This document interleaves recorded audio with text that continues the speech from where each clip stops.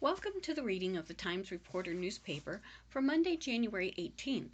My name is Pam, and we will begin our reading with the area deaths. Eva Catherine Burroway, 70, of Uhrichsville, passed away on Thursday, January 14th, at Schönbrunn Healthcare in New Philadelphia. Funeral services in Denison Foursquare Gospel Church at 1 p.m. on Monday, January 18th. Family and friends are invited to call at the church from 11 a.m. to 1 p.m. William Gale Mallarney, known as Bill, age 84, of Bolivar, passed away Wednesday, January 13th, in Community Hospice Truman House. In the interest of safety, because of the surge in the COVID-19 pandemic, a private memorial service will be held. Laura McClanahan, known as Lori, age 56, of Dover, passed away on Monday, January 11th, at Union Hospital. A memorial service will be held at a later date to be announced. Nancy J. Page, age 89, of Dover, passed away Friday, January 15th, in Dover's Hennessy Care Center. In the interest of safety, because of the surge in the COVID-19 pandemic, a private family service will be held in Dover Bible Church. Rodney R. Reinhardt, age 80, of Dover and formerly of Stone Creek, died Wednesday, January 6th, while in the care of Community Hospice's Truman House at New Philadelphia. A memorial service celebrating Rod's life will take place at 1 p.m. on Monday, February 1st, in the Guy Funeral Center at Dover, with the family greeting guests 1 hour prior to the service. Marlene J. Renner, 85, of Sugar Creek, passed away on Friday, January 15th, at Hennessy Care Center in Dover, following a period of declining health. Due to the current health concerns, the family will have a private service on Monday, January 18th at 11 a.m. at Smith Barnes Funeral Home in Sugar Creek. And that concludes the area readings from the deaths on today's online edition. We will now begin our first article. Colin Fawcett resigns from Claymont Board. A replacement is sought. In Denison, Colin Fawcett resigned his position on the Claymont Board of Education at a special meeting of the board on Friday. Fawcett is moving from the district. The board will be taking applications for his replacement. Candidates must be residents of the Claymont School District and must send a cover letter and resume to Kim Beckley, treasurer of the board, at 201 North 3rd Street in Denison. Deadline to apply is 3 p.m. January 22nd. Fawcett's term will expire December 31st, 2021. Midvale Village Council to choose fire and emergency medical services by Nancy Molnar. Midvale Village Council is weighing offers from Uhrichsville, Denison, and a private ambulance company to provide fire response and emergency medical service. The fire service would replace the Midvale Fire Department, which has struggled to maintain staffing in recent years. Village officials heard from representatives of all three entities at Thursday's council meeting, but did not make a choice. They discussed contract negotiations in an executive session that was closed to the public. Council's Safety and Finance Committee is expected to meet to discuss the proposals before the full council holds its next regular meeting at 6:30 p.m. February 11th at the Pavilion in Midvale Community Park, according to Fiscal Officer Georgianne Turner. The village spends $30,000 to $34,000 a year on fire and emergency medical services, Turner said. The total includes a $12,000 annual payment to Smith Ambulance of Dover for emergency medical service. Smith is offering to continue providing ambulance service as part of a package that would include fire response from Denison. Denison is offering to provide fire response for $16,000 annually in the first and second year and $16,500 in the third through fifth years. The Denison proposal calls for Smith Ambulance to provide emergency medical service for $17.75 per person or $13,463 annually. The total for fire and EMS would be $29,463 for the first and second years and $29,963 for the third through fifth years. Denison's current offer, presented to Village Council on Thursday, replaced a previous proposal to give fire response for $17,500 for the first and second years and $18,500 for the third through fifth years. The Smith ambulance price did not change. Yerkesville is proposing to provide fire response protection for $16,000 annually for up to 5 years. The city has offered to provide emergency medical service for $16 per resident in the first year, or $11,824, and $17 per resident for the second and third year, or $12,563. The total for fire and EMS would be $27,824 in the second and third years. Village resident Shannon Thomas said Yerkesville is the best choice. He said Denison was acting like a used car salesman in lowering its price to meet the competitors. He said Yerkesville has more firefighters and paramedics than Denison. He drew a distinction between the training level of Yerkesville and Denison firefighters. He said Yerkesville has more paramedics than Denison, which has primarily emergency medical technicians. Paramedics can give life-saving drugs that an EMT cannot, Thomas said. Yerkesville roster includes 12 paramedics, of whom 9 are full-time. Its fire department has 9 full-time members, 5 part-time staff, and 10 volunteers who are paid per call. Denison Mayor Greg DiDonato says his fire department has 4 full-time employees, 6 part-time, and 9 volunteers, and will soon have a 20th staffer. Denison Fire Chief David McConnell said his 100-year-old department has a paramedic, 8 emergency medical technicians, and 2 prospective EMTs who will be tested. The proposal from Denison and Smith includes posting a fire response vehicle at the Midvale Fire Station. Ambulance company owner and president Robert L. Smith said current Midvale Fire Chief Jason Kukwa could keep his gear in the first response vehicle, a 4-wheel drive pickup truck. Kukwa could make the initial response to any emergency, Smith said. He could stop bleeding, calm a situation, and report the status of the incident to Smith and the Denison Fire Department. Smith said a similar setup has worked well in Stone Creek and York Township. DiDonato said it would be good to bring Kukwa into the Denison Fire Department were it to serve the village, because he has specialized knowledge about the community, such as the locations of houses on alleys. Thomas said Yerkesville and New Philadelphia fire departments responded to a fire at his brother's house, but the Midvale Fire Department did not. He said the Midvale firefighters were all at work.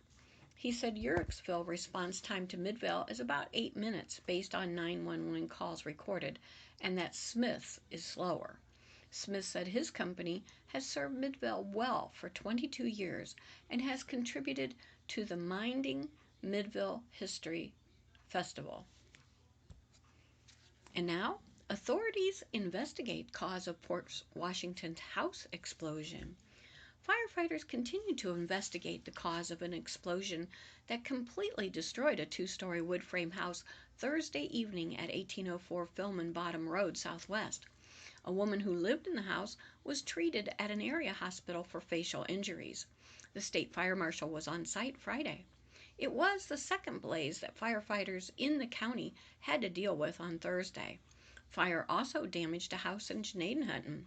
John Bourne, chief of the Delaware Valley Joint Fire District in Port Washington, said his department was dispatched at 9:39 p.m. Thursday to the explosion on Philman Bottom Road.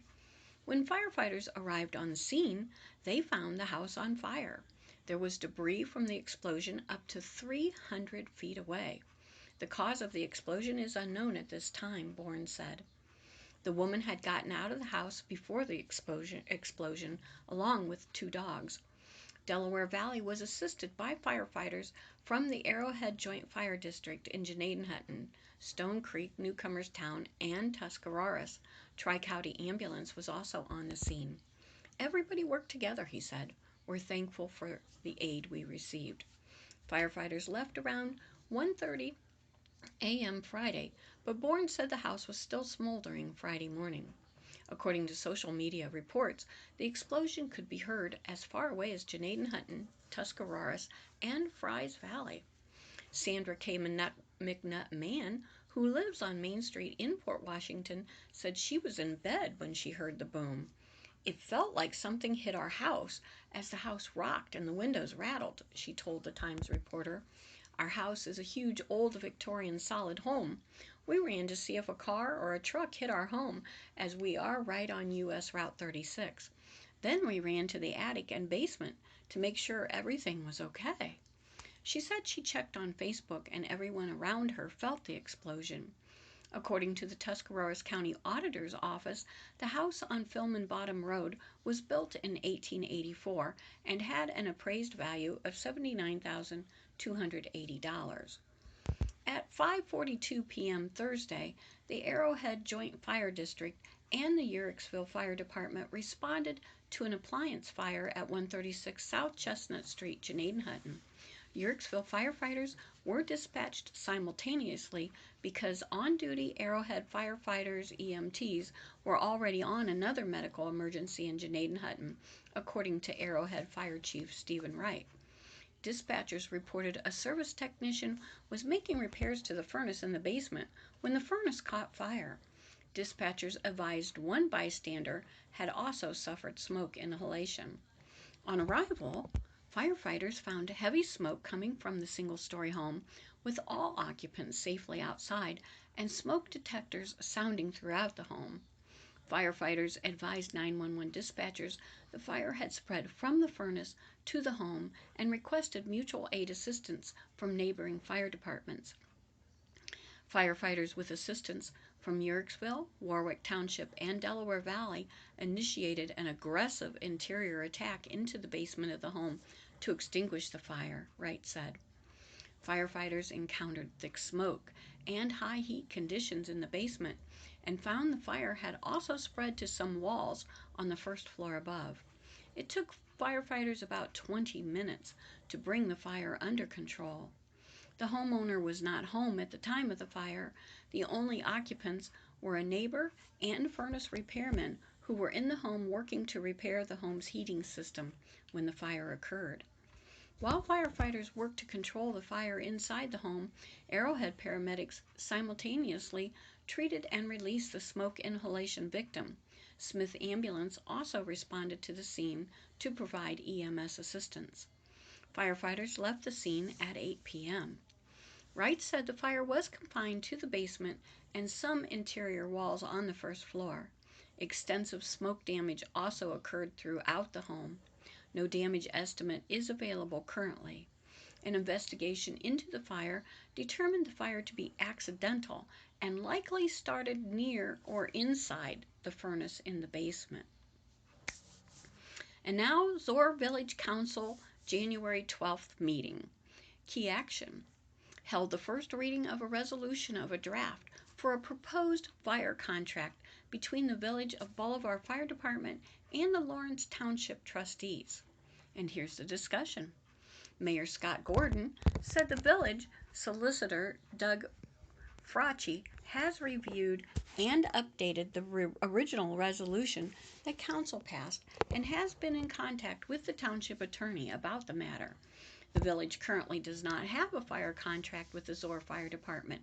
The village has a contract for emergency medical service with Bolivar EMS.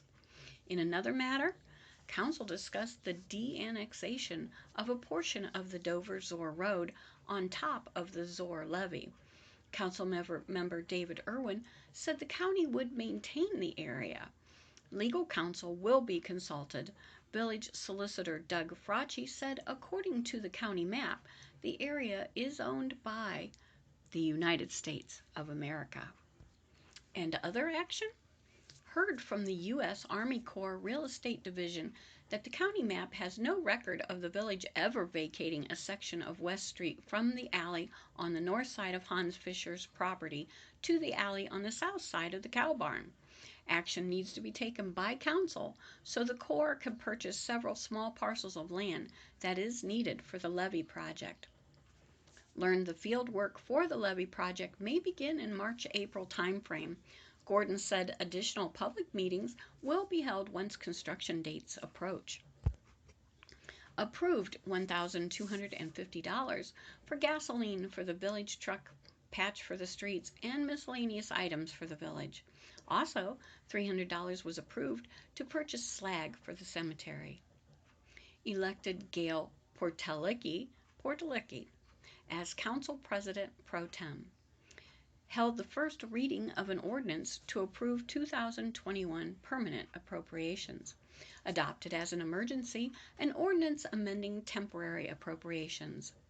Held the first reading of an ordinance for a contract to village solicitor Doug Fracci. Heard a proposal to purchase cameras for the village starting at the Zor Hotel parking lot and would be installed throughout the village at a cost of $3,900. Each year, the village's insurance company donates $1,000 to the village for safety. The village could use insurance funds of $2,000 towards the purchase of the cameras. Set council meetings for 6 p.m. the second Tuesday of each month via teleconferencing until further notice. Held a lengthy discussion with Gail Portalicki, who asked to be reassigned to the Village Planning Commission and removed from the Historical Preservation Committee.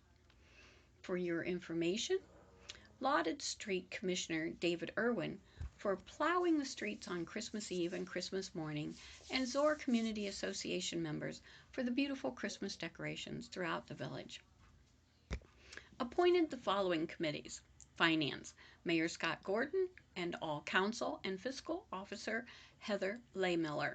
Planning Commission, Joe Klein, Chairman, Gordon Hans Fisher, Mark Gaynor, Secretary, Mark Welty. Safety, Tom Klingeman, David Irwin, and Gordon.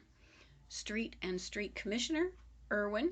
Historical Preservation, Gordon, Patrick Eddy, Gaynor, Gail Portalicki, and a vacant seat. Rules, Fisher, Miser. Shade Tree, Welty, Gordon, Kim Klingeman, Fisher. Cemetery Board, Gaynor, Gordon, Kay Klein, Irwin. Zoning Inspector, David Hayes. Zor Community Representatives, Gordon, Joe Portalicki. And I mistakenly didn't tell you who was the chairpersons. Planning Commission, Joe Klein. Safety, Tom Klingeman. Street Commissioner, Irwin. History Preservation, Gordon. Rules, Fisher. Cemetery Board, Gaynor. And Zor Community, that's it. All right, I apologize for that. Up next, they will meet at 6 p.m. February 9th via teleconferencing. Arts Thrive program returns. The Tuscarawas Arts Partnerships Arts Thrive program has recently returned with a focus on taxes and finances for the arts in the midst of a pandemic. The Arts Thrive program is a series of professional and business development workshops tailored to the creative individual and business needs of Tuscarawas County artists. The goal of the program is to provide resources and tools to help the artist's career or business advances further in Tuscarawas County and beyond. Topics will be facilitated by guest speaker Elaine Grogan Latroll, and workshops will be held virtually. Latroll is the founder of Minerva Financial Arts, a company that works to build financial literacy and empowerments in creative individuals and organizations. The program will cover taxes during the COVID-19 from 10 a.m. to noon March 6th. The workshop will review federal and state income tax basics for creative individuals, discuss common deductions claimed by creative entrepreneurs, and cover what is different for 2020 taxes. Participants will identify ordinary and necessary deductions common to creative businesses, review the overall income tax landscape for federal and state filings, review the unemployment and emergency relief tax implications from 2020, and identify records to retain for tax purposes and effective systems for tracking expenses and income. Arts funding during the pandemic will be covered from 10 a.m. to 2 p.m. May 1, arts funding is a web of federal, state, and local resources supplemented by individual contributions and purchases. Participants will review the typical funding structure of an organization in the U.S. and the COVID-19 impact on those structures. Review the financial impact faced by artists as a result of the COVID-19 pandemic and strategize actionable solutions to a very big financial problem. TAP's mission is to promote a visible, sustainable local arts culture through advocacy, education, and funding. This can be accomplished by encouraging arts to thrive across Tuscarawas County and encouraging partnerships between the arts with other arts, business, and community agencies to create positive impacts and benefits throughout the county. Oh, and now the Strasburg Board of Education meeting of January 13th.